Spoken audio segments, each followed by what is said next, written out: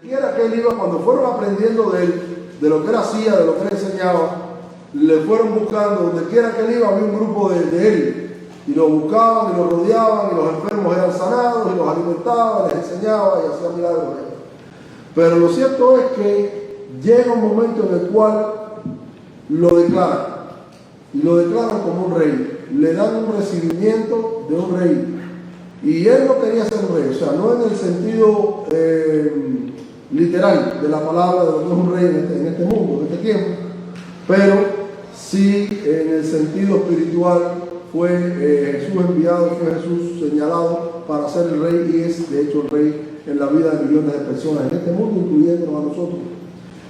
Pero lo cierto es que le dieron un reconocimiento. Y vamos a ir viendo qué pasa en este pasaje y cómo se desarrolla el pasaje. Jesús es declarado rey, es el título de la lección, y la verdad central de ella es: las acciones de Jesús en Jerusalén proclaman formalmente que Él es el rey del reino de los cielos. Lo que ocurrió este día solamente podía ocurrir en Jerusalén. Él había estado la mayor parte de su tiempo en Samaria, en Galilea, al norte del territorio, y había hecho muchas cosas en Galilea. Después pasó por Samaria y estuvo, que por cierto, Mateo no lo refleja mucho, pero si van a Juan, capítulo 4, ven a Jesús y la mujer samaritana, y entonces ven que tuvo varios episodios ahí en Samaria. Pero lo cierto es que entonces llegó a Judea, y cuando llega a Judea, en su viaje final, puede que haya estado otros viajes también, pero en esta ocasión va directo a lo que era el centro. ¿Qué cosa era el centro de Judea? ¿Cuál era la capital del reino? ¿Cuál es hoy en día la capital del reino también? Pues la declaró este presidente hace 2 años atrás, 3 años, le movió la embajada para ahí, la reconoció como ¿qué? Como la capital. No es la capital política de Israel hoy en día, la capital política se llama Tel Aviv, pero la capital espiritual ha sido toda la vida, ¿cuál? Jerusalén. Jerusalén, ¿ok? Mayra, Jerusalén. Jerusalén la hermosa. Yo quiero llevar a mi esposa allá, oren por eso. Quiero hacer tiempo que estoy en eso, sueño con eso. Bueno, él llega allí, y no es menos cierto que era el lugar más trascendental en donde se podía declarar su reinado. Era el lugar central. Ahí estaba la cuna espiritual, ahí estaban los fariseos que no estaban en ninguna parte, era como decir el cuartel de toda la vida espiritual de la nación allí en Jerusalén. Pasaban cosas muy buenas y pasaban cosas muy malas, espiritualmente hablando también en Jerusalén, ¿ok?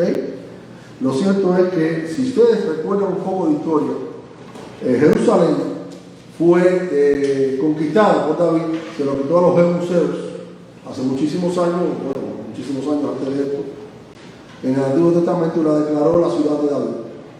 Una ciudad que él siempre trató de una forma muy especial. Ahí radicó el arca, hicieron el templo, Salomón hizo el templo, o sea, se convirtió en el centro de todo el reino, del reino del sur. Después, cuando se dividieron los reinos, queda en el reino del sur, el que más fiel le fue a Jehová, ¿verdad?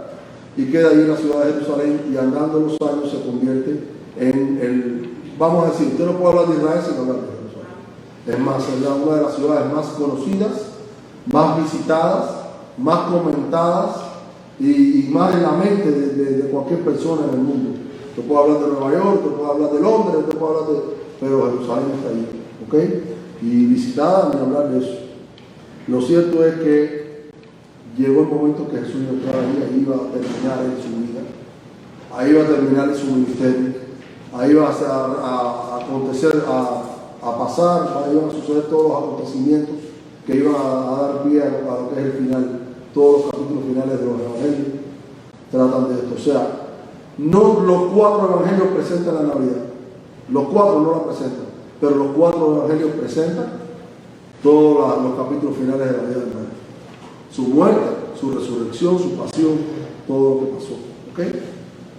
Y cuando vamos al capítulo 21, comenzando, miren, qué cosa tan grande, comenzando en el versículo 1, casi nunca comenzamos en el versículo 1, pero en esta lección vamos a comenzar en el versículo 1 del capítulo 21. Y la entrada triunfal, no he conocido un pasaje bíblico que no tenga este título cuando llega ahí. La entrada triunfal, no se le da otro nombre, es la entrada triunfal, léalo así donde quiera que usted lo lea y en cualquier versión. ¿Ok? Y esta palabra triunfal implica ¿qué cosa? Implica que ya él iba a pasar. Recuerden que lo que pasó en Jerusalén en esta última etapa de su vida fue una semana nada más. Él entra un domingo y muere un viernes, resucita un domingo, o sea que es 5 días lo que pasa de vida ahí. Él había pasado 3 años predicando, o casi 3 años, y lo que pasa ahí son 5 días, pero son 5 días trascendentales. Y la cantidad de cosas que él hace allí, y la cantidad de cosas que suceden allí, son cosas que no se recomiendan fácilmente, ¿verdad? Y entonces, ¿por qué triunfal? Porque estaba declarando que él había, iba a decir en inglés, que él había triunfado, que él había vencido en su misión que él había venido a realizar. Y por fin iba entonces a entrar como si fuera un rey. Ahora, ¿qué diferencias había entre Jesús y un rey real? ¿En qué venía montado un rey? ¿Qué traía sobre su cabeza? ¿Qué tipo de...? Ahora, en cuanto al recibimiento, era más o menos el mismo. Qué cosa tan hermosa leer esto, y vamos a leerlo a continuación. Dice el versículo 21, el capítulo 21, 1. Cuando se acercaron a Jerusalén, recuerden que Jerusalén estaba en un monte, y a Jerusalén, al lado de Jerusalén había colinas alrededor, ¿verdad? Se acercaron a Jerusalén, usted tenía que, ¿qué cosa? Usted tenía que subir.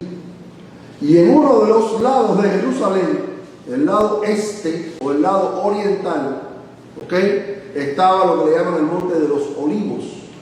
¿Y por qué sería que le llamaban así? Porque había muchas matas de mango. No, había muchos olivos, había muchas matas. ¿De qué cosa da el olivo? Aceite. El aceite, ¿verdad?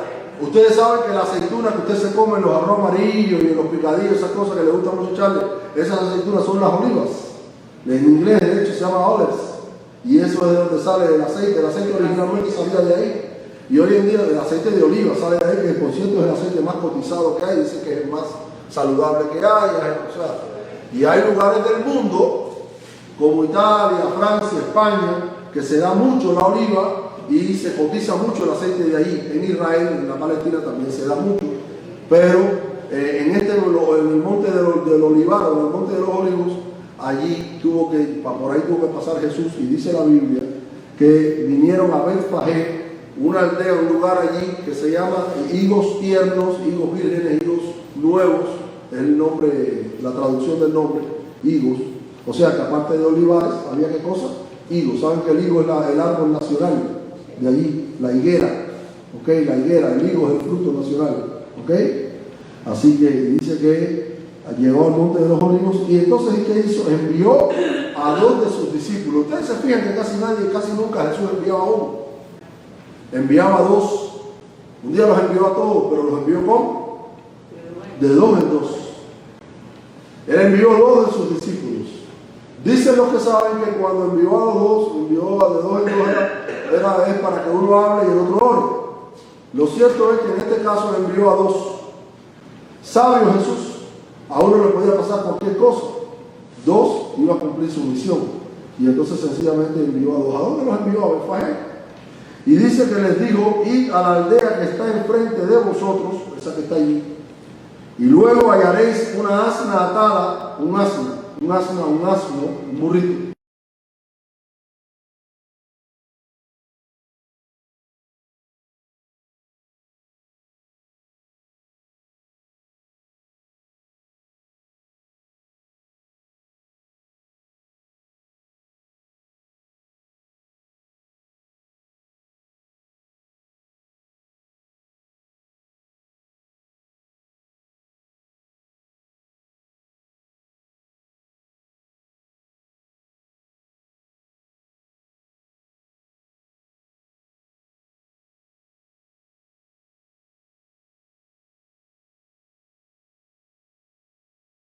Jesús dice: el asna y el pollino van a estar allí atrás, ahí en la plaza del pueblo, ahí en la entrada, en algún lugar. Ustedes lo van a ver. No tienen que preguntar, ustedes lo van a ver. Ustedes lo van a desatar y me lo van a traer. Y si alguien pregunta, entonces, que como cierto, hay un evangelista que dice: y preguntaron, ¿no? Y entonces dice: y si alguien pregunta, díganle que el maestro los necesita, pero muy importante, el maestro no se va a quedar con ellos. No se los va a comer después en una fiesta que va a hacer. ¿Qué va a hacer el maestro? Luego los que los devolverá. ¿Los va a tomar qué cosa? Prestados. ¿Ok?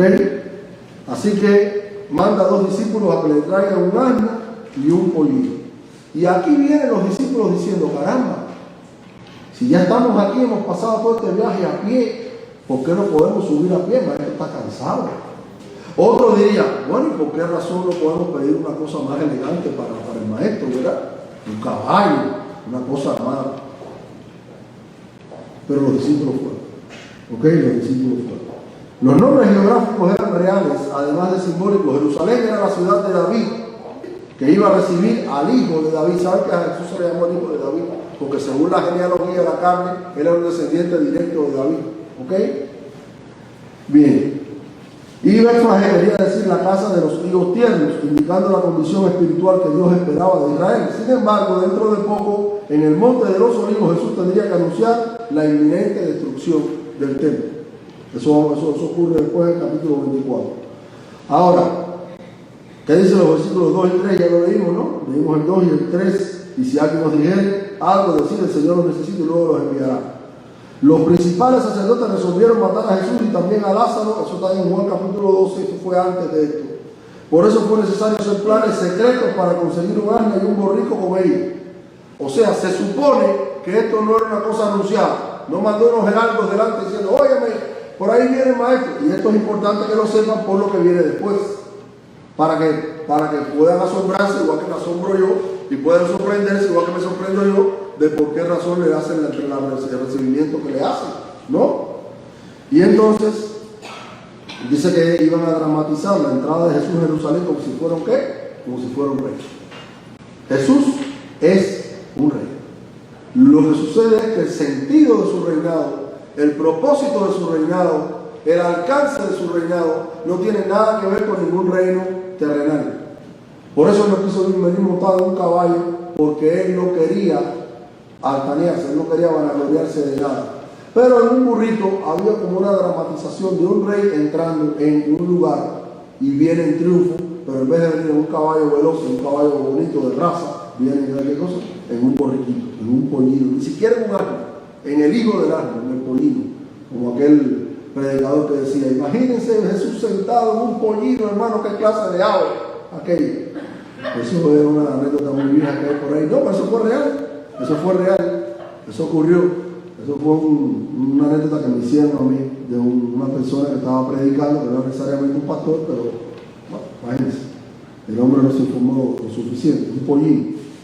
Bien, dice el versículo 4, todo esto aconteció y ahora es lo que viene. ¿Y por qué razón tenía que ser así? Había un anuncio, había una profecía. Todo esto aconteció para que se cumpliese lo dicho por el profeta cuando dijo, decid a la hija de Sión, he aquí tu rey viene a ti, pero ¿cómo viene? Manso y sentado sobre un asna, sobre un pollino, hijo de animal de carga. ¿Quiénes tenían los pollinos? ¿Quiénes tenían los asnos? Para trabajar los campesinos, o sea, la gente que trabajaba la tierra para cargar. No, los reyes no tenían asnos, o si las tenían ni sabían que las tenían, eso era para los criados, ¿no? Pero él vino manso y humilde, pero vino cabalgando. O sea, que el cabalgar no era porque él estuviera cansado. Los discípulos siguieron a pie. El cabalgar era porque había una intención y una imagen allí, un ejemplo de algo, una figura, ¿ok? De una profecía que se estaba cumpliendo. Y dice acá, versículo 4, versículo 7, no, versículo 4. La fórmula que Mateo utilizó como introducción a la cita del Antiguo Testamento afirma que Dios habló a través de sus profetas y combina una parte de Isaías 62:11 y un extracto de Zacarías 9:9. La primera parte se refiere a la venida del Señor y la segunda alude al acceso del Rey Divino. Ambos textos afirman la deidad y el carácter mesiánico de Jesús. O sea que había ¿qué cosa? Profecía con respecto a esto. ¿Ok? Y sigo leyendo. Y los discípulos fueron e hicieron como Jesús les mandó, y trajeron el asna y el pollino y pusieron sobre ellos sus mantos. ¿De dónde salían estos mantos? La vestimenta de este tiempo, sobre todo de los hombres, bueno, las mujeres también lo llevaban arriba de la cabeza, los hombres no lo llevaban en la cabeza, lo llevaban en los hombros. Eran unos mantos que los ayudaban a cubrirse del sol o los ayudaban a cubrirse en las noches del frío. Eran mantos que los ayudaban a muchas cosas. El manto era parte de la vestimenta, era lo que se ponía por encima. Ahí tiene la hermana Aida un manto encima de su blusa porque probablemente pasa un poco de frío. Mi esposa no pasa frío jamás aquí. Pero algunos se ponen mantos, ¿verdad? ¿Y qué hacían con esos mantos que eran tan... Bueno, no sé si se acuerdan, que se ha hablado mucho de esto, cuando Bartimeo, el ciego, le decía: Jesús, hijo de David, ten misericordia de mí. Cuando le dijeron: te llama, ¿saben lo primero que él arrojó? Su manto, porque le estorbaba para correr. Y ya él sentía que lo que él iba a recibir era más importante que tener el manto. O sea, si alguien se lo lleva, no importa, yo voy a recibir algo más precioso. Y aquí pasaba lo mismo. Ellos se dieron cuenta de lo que estaba pasando y dice que cuando vieron a Jesús montado encima del pollino, encima del asna y encima de este animalito, tiraron ¿qué cosa? Sus mantos en el camino. ¿Qué significaba eso? Eso significaba para ellos que podían perder sus mantos, porque cuando esos animales pasaran por allí, no saben cómo podían recoger los mantos después. Pero era una acción simbólica ¿de qué? Del recibimiento de un rey. Te estamos dando honor como rey. Y le ponían los mantos de ellos allí delante del animal por donde el animal iba pasando. La famosa alfombra roja que se le tiende a los dirigentes del mundo hoy, ¿verdad? Nació de estas cosas. ¿Okay? Era una señal de ¿qué? De pleitesía, era una señal de reconocimiento, ¿okay? A alguien que tenía un valor.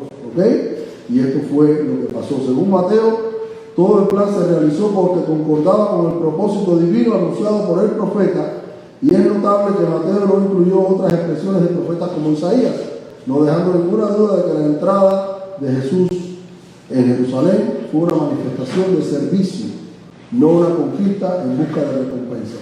¿Okay?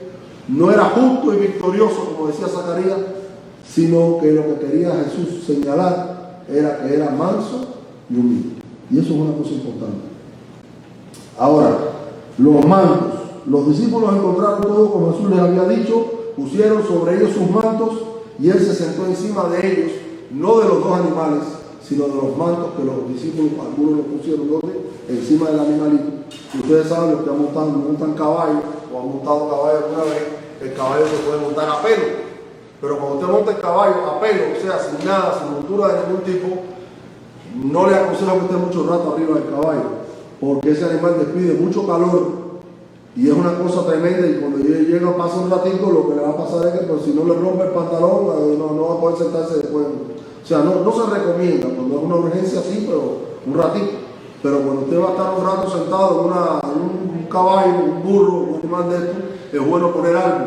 Aparte, el espinazo del animal a veces molesta también. Pero lo cierto es que le pusieron una especie de cabalgadura, no tenían con qué, pero le pusieron los mantos de ellos ahí para atenuarle al Señor. Y es interesante todas estas cosas, ¿no? Cómo ellos le dan este reconocimiento al Señor. Ahora bien, los discípulos dicen que algo difícil de entender en la palabra de ellos como referencia a los mantos o a los animales. Bueno, esto no vamos a tratar de explicar, esto no vamos a perder tiempo. Jesús se sentó encima de los mantos que fueron puestos sobre uno de los animales, y cuando leemos la explicación de lo que se explica sobre esto es que él había llevado el asna para que el pollino se comportara mejor. ¿Ok? Y que Jesús lo sentaba entonces en el pollino. Dice el versículo 7. Y trajeron el asna y el pollino, el 8. Y la multitud, que era muy numerosa. Y vuelvo otra vez a lo que yo digo siempre. Leemos, le pasamos por arriba y seguimos leyendo y no nos detenemos nunca a preguntarnos las cosas. ¿De dónde salió toda esta gente? Y ustedes dirán, bueno, de Jerusalén, de las aldeas. Probablemente el lugar de donde tomaron el asna y el pollino, la gente vio y oyó, porque en estas aldeas no se crean que el chisme es cosa nuestra, es una cosa sencillamente de los hispanos, que nos decimos todas las cosas y todo el mundo se entera. No. En estos países de allá también existe la curiosidad morbosa. ¿Saben qué cosa es la curiosidad morbosa? El chisme, el aquello de enterarme de las cosas, por saber qué pasó. Cuando los discípulos toman el asna y el pollino y se lo llevan a Jesús, algunos empezarían a comentar, casi todos eran hombres, por supuesto, no, las mujeres no caen en eso. Hombre, empezaría a preguntar, ¿y esto qué cosa es? ¿Qué pasó aquí? Y esto, no, la mujer no. Entonces, no me busque problema. Ahora bien, pasa, y no sé si se acuerda cuando Jesús nació, que dijeron, pasemos pues hasta Belén, ¿no? Vamos para allá, vamos a ver qué es lo que pasa. Y algunos, yo estoy seguro de eso, desde Betfagé y estas aldeas alrededor de Jerusalén, salieron la gente atrás de los discípulos. Pero algo se filtró, que raro, y cuando Jesús empezó a entrar en Jerusalén, que repito, iba ascendiendo un poquito por el monte de los Olivos, imagínense todo este camino allí, okay, imagínense los ojos, imagínense que están en Jerusalén, y en algún momento les enseño una foto por ahí, y entra Jesús allí, y entonces empiezan a aparecer gente que venían de muchos lugares. Yo pienso que esto que estaba haciendo Jesús no ocurría todos los días y causaba sorpresa. Pero lo cierto es que la gente que aparecía y se dieron cuenta de lo que estaba pasando, no sé si los discípulos les explicaron o vieron quién era y supieron que era Jesús, lo cierto es que la Biblia nos dice que la multitud, que era muy numerosa, tendía los mantos en el camino. Vuelvo otra vez con los mantos. La gente tendía los mantos en el camino como símbolo de ¿qué? De reconocimiento. ¿Y qué más hacían? Cortaban ramas de los árboles y las tendían en el camino. ¿Qué les arrojaban a los que venían victoriosos de la guerra? A los generales, a los reyes. Le arrojaban hojas bueno, en el tiempo griego eran hojas de laurel, pero eran ramas. O sea, no tenían, algunos que tenían más dinero le arrojaban monedas, quizás, pero o sea, era un reconocimiento. Había que cosa, mucha tranquilidad, ¿verdad? La gente arrojaba las ramas y estaban calladitos la boca. ¿Es así? Había que cosa, mucha manifestación vocal allí. El hecho de que arrojaban las ramas indicaba que había una actitud de recibimiento, un recibimiento efusivo, un recibimiento cálido a este que venía. Los mantos en el camino y las ramas. Qué cosa tan bonita, ¿verdad? Qué escena tan hermosa. Claro, si usted sabe más de la Biblia, usted sabe lo que pasó con esta misma gente 5 días después, usted se da cuenta que había mucha hipocresía, ¿no? No solamente hipocresía, sino que en realidad había mucha gente ahí que estaban gritando sin saber por qué gritaban. ¿Por qué razón? Porque la multitud cuando no es una multitud que está bien sólida en lo que piensa y en lo que cree, es muy manipulable. Muy manipulable. Usted basta con que alguien con cierto carisma se pare aquí adelante y dé 4 gritos y diga 4 cosas. Usted dice, a lo mejor puede estar diciendo la sandez más grande del mundo, y a lo mejor hay algunos que dicen, no, mira, yo nunca había pensado en eso. Eso pasa en todos los lugares. Ustedes no, ustedes son personas inteligentes y ustedes son personas que saben lo que están oyendo, pero pasan estas cosas. Sabemos que pasa. Los que estamos acá, hermanos de Cuba, hermanos de Nicaragua, saben que esto pasa. Y la gente se deja seducir por muchísimas cosas y por muchísimas ideas. Esto pasa. Y entonces, bueno, pues esta gente estaban haciendo en este momento algo que era correcto. Estaban haciendo que se cumplieran profecías, pero en realidad muchos no sabían por qué lo estaban haciendo. Por lo menos no tenían una fe lo suficientemente sólida como para pensar que había un plan de Dios detrás de todo esto, sino que para ellos todo esto era un acontecimiento. Por eso es que las iglesias que basan su éxito en las emociones, en brincar, en saltar y en otra serie de cosas vocales, no necesariamente son las cosas que agradan a Dios. Y digo que no le agradan a Dios en el sentido de que si no hay raíz profunda en esto, no tiene esto ningún significado. O sea, para grabar un video y ponerlo en Facebook, mira, qué bendición, pero ¿qué hay detrás de eso? ¿Qué pasó con esa iglesia? ¿Qué pasó con esos hermanos, con esas personas después? ¿Qué pasó si viene una persecución después? ¿Qué pasó si viene la necesidad después de predicar a Cristo en circunstancias difíciles, de ganar almas para el Señor, de mantener una vida consagrada al Señor después de esto? Bueno, ya entonces es harina de otro costal. Entonces ahí es donde se ve realmente la fidelidad de Dios. Pero en este momento, y para que se cumpliese la profecía, se le estaba recibiendo como si fuera un rey, pero un rey especial, un personaje importante, a Jesús allí. Y miren todo lo que estaban haciendo, tendiendo mantos en el camino, tirando ramas de los árboles en el camino, y la gente que iba adelante, versículo 9, y la que iba detrás aclamaba. ¿Sabe lo que es aclamar? Aclamar no es decir, oye, mira, ahí viene, mire lo que viene por ahí. No, aclamar es con una voz alta, con emoción. Miren, ahí viene, ¿quién viene? No sé, ahí viene. Bien, aclamaba diciendo, pero ¿qué es lo que aclamaba en este caso? Hosana. ¿Sabe lo que quiere decir Hosana? La traducción deriva de dos palabras, del hebreo y del arameo. Significa por favor, salva. ¿Saben cómo que estaban recibiendo a Jesús? Como un salvador. Es un salvador, dirán ustedes. No, es un salvador, sí, es un salvador, pero el concepto de salvador con el cual ellos estaban recibiendo a Jesús no es el concepto de salvador que tenemos. Cuando el ángel se le acerca a José y le dice, el hijo que va a nacer será llamado Jesús, que quiere decir ¿qué cosa? Salvador. No lo dice así, pero sabemos que Jesús quiere decir Salvador, porque Él salvará a su pueblo de sus pecados. Pero la gente no tenía esto en cuenta. La gente lo estaba recibiendo como el que los iba a librar del imperio romano. Un rey político, un rey social, un rey victorioso que venía. Y ahora sí nos libramos de los romanos. ¡Qué bueno! Por eso 5 días después, cuando vieron a través de sus acciones, de lo que Él enseñó, de lo que Él decía, de que este no era el propósito de Él, lo desecharon. Por esto era que estaban equivocados ellos. Entonces clamaban, Hosana, salva ahora, salva ya, sálvanos. ¿Ok? Viene a salvarnos. ¿Qué más decían? Al hijo de David. Aquí estaban claros, el descendiente de David.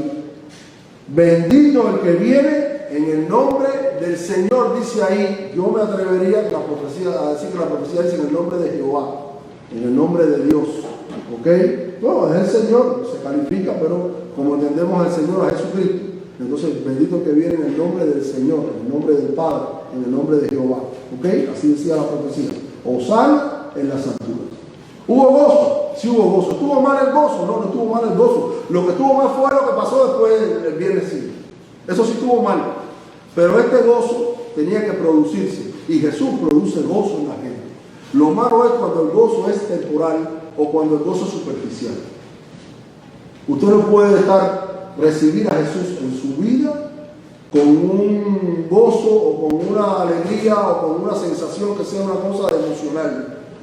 No hay cabida para las emociones en el reino de Dios.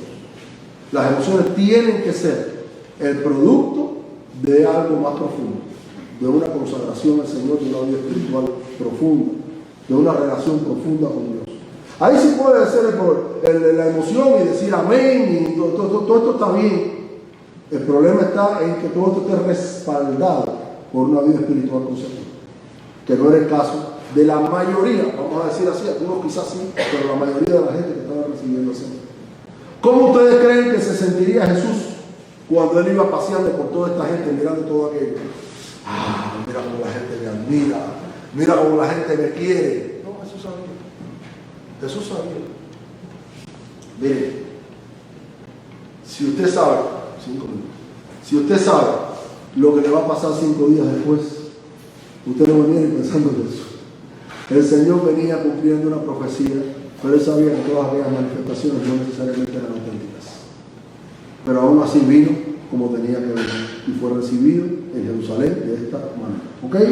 ¿Qué pasa en los versículos 12 y 13? Bueno, dice que algunos preguntaron, ¿quién es este? ¿Quién es este? Y entonces le decían, el Jesús, el profeta de Nazaret de Galilea. Si un día tenemos tiempo, que hoy no lo tenemos, yo les voy a explicar por qué esto no es lo correcto. Jesús no era un profeta. Jesús era el rey. Rey de reyes y Señor de señores. El enviado de Dios. Pero el sentido de mucha gente que estaban allí recibiendo era que Jesús era el profeta de Nazaret de Galilea. Qué concepto tan equivocado. Bien, lo identificaba, pero un concepto equivocado. ¿Ok? Bien. Dicen los versículos 12 y 13 que otra cosa importante que lo puedo decir, si lo de la higuera se me olvida al final y no me da tiempo, bien, pero esto no podía dejarlo pasar por alto, la entrada triunfal y la otra parte importante, más importante para mí, todas son importantes, la higuera también, pero esto es la purificación del templo. Yo no he tenido tiempo porque no me lo dan para explicar que es todo lo que yo quisiera explicar. Pero el templo tenía una característica. Ustedes saben para qué servía el templo, ¿no? El templo no es el templo que nosotros tenemos hoy. Nosotros tenemos un templo donde venimos a adorar al Señor de una manera diferente. Leemos la palabra, compartimos, oramos, cantamos, alabamos al Señor, nos saludamos y hay una serie de cosas. El templo del tiempo de Jesús era un templo sacrificial. Claro, en el tiempo de hoy, lo que estamos haciendo para el Señor, algunos lo han denominado de una manera muy eufemística, pero me gusta, sacrificio de alabanza. El sacrificio que le ofrecemos hoy al Señor es un sacrificio de alabanza, sacrificio de obediencia. Estamos aquí, y algunos están aquí de lejos, y algunos están aquí pasando por dificultades, y algunos están aquí a veces cuando está lloviendo y cuando hay problemas, y están aquí. Eso es honrar al Señor. Lo cierto es que el tiempo de Jesús era ¿qué cosa? Sacrificio. ¿De qué cosa eran los sacrificios? No eran de las ramas de los árboles. ¿De qué cosa eran los sacrificios? Porque todos los que estaban allá hoy, de animales de diferentes, de específicos, animales. Estos animales usted venía de diferentes partes del territorio de Israel a sacrificarlos al templo. O usted los traía o usted los compraba allí, en la ciudad. Pero ¿cuál era el problema? El problema no era que lo compraran en la ciudad. Usted no tenía dinero para traerlo y alimentarlo, no tenía condiciones, no sé, y usted prefería con más comodidad comprarlo allí. No es un problema. El problema es que el mercado donde vendían los animales estaba metido en el mismo templo. Y ya eso era una ¿qué cosa? Un sacrilegio, vamos a decirlo así. Era un problema. Esto es una falta de respeto a Dios. Llegó un momento que ellos empezaron afuera, pero llegó un momento que las áreas no le alcanzaban y empezaron a correrse para adentro. Y entonces no era, la cosa no era así. Y entonces se convirtieron en cosa el templo, parte del templo, en un mercado. En un mercado. Y ahí entonces llegaban con las monedas que traían de diferentes lugares, monedas que eran monedas paganas, con las que le pagaban a ellos en sus cosechas, en sus animales, le pagaban con estas monedas. Ellos traían estas monedas, pero con las monedas paganas no podían entrar en el templo, tenían que cambiarlas por monedas del templo, por fichas. Y con esas fichas compraban, me parecía un casino. Usted cambia el dinero por fichas, yo sé, usted ya está en casino, algunos creen que no funciona. Bien. Pero lo cierto es que estaban todos aquellos animales allí. Ustedes saben que los animales se hacen sus necesidades allí, los animales, las ovejas paleando, las palomas revoloteando, la gente gritando, miren, las palomas mías son mejores que un mercado. ¿Y qué hizo Jesús cuando llegó allí? Versículos 12 y 13. Y algunos son más específicos, estamos dando Mateo, y Mateo no es tan explícito. Hay otros que cogió y dijo, hizo una sopa de cuerdas. Pero bueno, es suficientemente explícito como para que ustedes entiendan lo que pasó. Entró Jesús en el templo, ¿qué dice ahí? Porque eso es importante, en el templo de Júpiter. ¿Qué dice ahí? Díganme lo que dice el versículo 12. En el templo, no, que dice en el templo de quién? De Dios, hermanos, no lean y sigan, piensen. Es una bobería, pero era el templo de Dios. Dando a entender que quizás habría algún otro templo por ahí regado en Jerusalén que no era de Dios. Pero él entró en el templo de Dios. Esto es casa de Dios. Estamos delante de la presencia del Señor. Y no crean que el Señor nos mira ahí. El Señor nos está mirando porque estamos en su casa. Para otros es un salón de fiesta. Para nosotros es la casa de Dios. Y merece nuestra reverencia cuando estamos acá. Y así lo sentía Jesús también. Y dice que echó fuera a todos los que vendían y compraban. Ahora mi pregunta es, y ya sé que el tiempo se me acaba, si quieren me toca la primera campana. Sí, porque ya es peor estarle esperando que escucharle ya cuando uno le escucha y dice, ya pasó. Ahora, ¿con qué autoridad Jesús hacía estas cosas? Jesús no era un fariseo. Jesús no era aliado de Pilato. Jesús no era soldado de Herodes. Jesús no era un alguacil. Jesús no tenía ninguna autoridad política, no sé si me entienden lo que quiero decir, para hacer eso y que la gente lo obedeciera.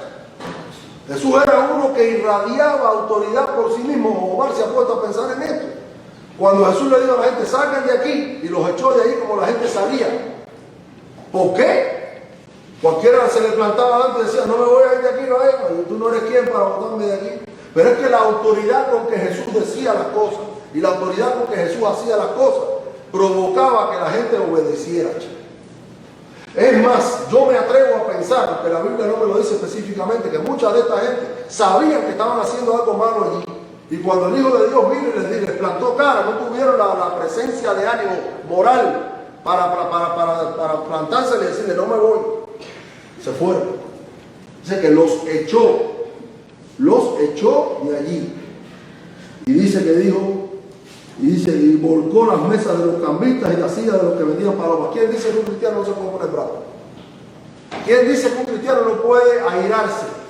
Dice la Biblia, airaos, pero no pequéis. ¿En qué usted se aira? ¿En qué usted se aira? ¿En qué usted se pone bravo? ¿En cuanto a qué cosas se pone bravo usted? Usted se pone bravo en cuanto a las cosas de Dios, no hay problema.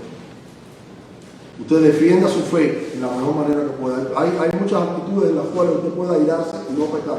¿Sabe dónde yo pongo la línea? Es muy fácil. Cuando usted se aira con alguien, cuando usted se enoja, cuando usted se pone bravo con alguien, enseguida desearle mal a alguien. Usted me pongo bravo con Carlos, me pongo bravo con Clorinda, y en algún momento en mi mente se me puede escapar y esperar que en ese momento que yo estoy bravo no que se pone bravo con Clorinda, no se pone bravo nadie, pero bueno, lo puedo decir. Ni Julio se pone bravo con Clorinda, imagínense. Cuando yo me pongo bravo con alguien es muy fácil que mi mente en ese momento desee que le pase algo malo a esa persona. Y ahí es donde el pecado viene. Tenga mucho cuidado. Usted puede enojarse cuando su enojo es sincero en el sentido de que tiene una base. ¿Ok? Si usted se enoja en el nombre del Señor, viendo las cosas que Cristo vio allí, si Él deja pasar eso allí y dice, yo no estoy aquí para eso, y no se enoja para no perder los estribos y no hacer las cosas que hizo, entonces sí pudiera haber estado pecando. Pero como Jesús no pecó, no podía pecar, Él hizo lo que tuvo que hacer. Y dice que volcó las mesas y en otro lugar dice que cogió un latiguito y no le dijo que le dio latigazo a nadie. Pero sí lo agarró, ¿ok? Y sí lo blandió y puso presencia. Era una abominación lo que estaban haciendo en la casa de Dios. Y Él se lo hizo saber, para que más nunca ocurriera así. ¿Ok? Y dice que les dijo, escrito está, mi casa de oración será llamada. Y si alguno de ustedes dice, bueno, era más bien casa de sacrificios, piense que todos los sacrificios cuando se presentaban a Jehová venían acompañados de ¿qué? De oraciones. Por tanto, sí era una casa de oración. Y estamos en este momento en presencia de Dios. Esta casa es casa de oración. Aquí no se hace mercadería, aquí no se vende nada, aquí no se hace ninguna otra cosa que no sea qué cosa, el propósito del Señor. Adoración al Señor, enseñanza de la palabra, alabanza, esto es lo que hacemos acá. Por tanto, vamos a tener reverencia, un temor reverente delante de Dios, porque Cristo Jesús nos enseñó estas cosas. Y les digo, escrito está, o sea que ni siquiera lo estaba inventando Él, estaba escrito, venía profetizado, venía escrito. Mi casa será llamada, ¿qué cosa? Casa de oración. Y ustedes la habéis hecho, ¿qué cosa? Cueva de ladrones. Y podía haber dicho cueva de comerciantes, cueva de mercaderes, pero es que en realidad ahí estaba el robo también tremendo. O sea, había muchas cosas ahí. Ustedes están robando. Y si otra cosa no están robando, están robándole a Dios. ¿Ok? Así que, bueno, lo de la higuera lo dejo, pero acuérdense que él pasó por un lugar, vio la higuera, que lo único que tenía era hojas, y le dijo, nunca más de ti salga fruto. Y cuando regresaron al otro día, ¿cuándo fue? Y dice, luego se secó la higuera, y no dice cuándo, pero dice, ¿cómo que se secó enseguida? Y entonces él dijo, es porque ustedes no tienen ¿qué cosa? Fe. Si tienen fe, ustedes pueden hacer muchas cosas. Si quieren un día que se les explique qué quiere decir esto, de que todo lo que pidieres en oración creyendo lo recibiréis, vamos a conversar sobre eso, porque eso tiene lo suyo. Tenga cuidado con lo que usted pide, ¿ok? Pero lo cierto es que tenemos que tener fe para venir delante de Dios. Jesús la tenía, maldijo la higuera y la higuera se secó. ¿Saben por qué se secó la higuera? No porque Jesús tenía ganas de demostrar su poder. La higuera se secó porque no daba fruto. La higuera está representando al pueblo de Israel en ese tiempo. No estaba dando los frutos que él quería y por tanto se secó. Otras higueras iban a venir entonces a dar fruto. La higuera que da fruto permanece. La higuera que no da fruto no permanece. Recuerden esto, porque no se conoce el árbol por las hojas, se conoce por los frutos. Así que bueno, esta es palabra de Dios en el capítulo 21 de Mateo. Ojalá que hayamos podido aprender algo hoy y en la clase que viene, porque me parece que me dan como 5 minutos nada más. Yo voy a ver después el reloj si está bien. Jesús confronta a sus enemigos. Terminamos el capítulo 21 y tenemos también parte del capítulo 22 para la clase que viene. Si quieren, hermanos, se lo pueden ir estudiando. Y el texto áureo, que era el 21:9, decía: y la gente que iba adelante y la que iba detrás aclamaba diciendo: Hosana al Hijo de David, bendito el que viene en el nombre del Señor, Hosana en las alturas. No lo vamos a repetir, pero pónganlo, márquenlo, subrayenlo, háganle un highlighting ahí para que sepan que se fue el texto áureo de hoy. Que Dios les bendiga y nos esperamos ver el domingo que viene para la gloria de Dios y para